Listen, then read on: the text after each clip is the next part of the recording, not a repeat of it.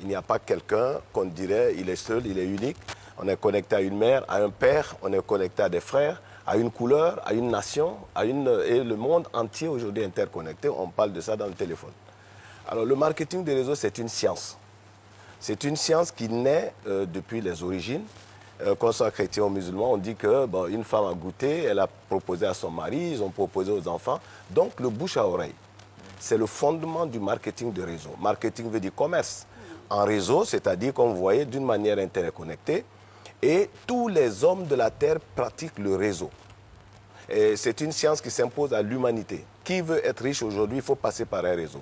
Autrement, tout ce qu'on fait, c'est des activités solitaires. J'ai mon maquis, j'ai ma boîte de nuit, j'ai mon champ, c'est solitaire. Mais comment entrer dans la richesse? Parce que moi, je parle aujourd'hui des milliards. Je veux qu'on sorte des millions, nous, Africains.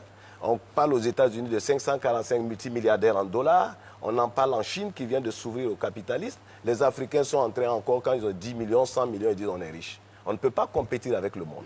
Alors le marketing des réseaux, science de bouche à oreille, est une science par laquelle des hommes essaient de commercialiser et de multiplier les ventes.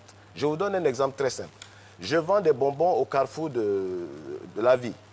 Et chaque jour, j'ai 2000 francs de bénéfices. Alors, l'intelligence financière, je vais au village et je viens avec 30 de mes frères. Et je leur donne les mêmes quantités de bonbons, je les affecte dans divers points de la ville d'Abidjan. Le soir, on fait les comptes. Il va sans dire que ce n'est pas la même vente que lorsque je suis seul. Et c'est le système du marketing des réseaux. Les Africains pratiquaient le marketing des réseaux dans les villages. Tout le monde allait cultiver dans le champ de Yao, une autre fois dans le champ de Kwaku, ainsi de suite. Il n'y avait pas de pauvres. Et la richesse, c'était quoi? C'est la nourriture et les produits, comment on appelle, d'élevage. Tout le monde en avait. Donc le marketing des réseaux, il ne faut pas confondre avec tout ce que nous voyons, où on vous dit, bon voilà, vous donnez de l'argent, vous venez au bout de combien de temps, ça s'est multiplié. Marketing veut dire commerce. Le premier fondement d'un marketing, il y a un objet, il y a quelque chose à vendre. C'est quelque chose que des gens ont maîtrisé pour pouvoir vendre. Et généralement, il s'agit d'un fabricant d'un produit, donc qui veut optimiser les ventes. Il maîtrise les ventes jusqu'à la fin, c'est-à-dire la production, la qualité, et comment faire pour que cette vente soit optimisée. Donc, qu'est-ce que c'est que le marketing de réseau? C'est le fait d'emmener quelqu'un à acheter quelque chose. C'est un produit, je ne sais pas moi, de consommation, de santé, etc., des soins.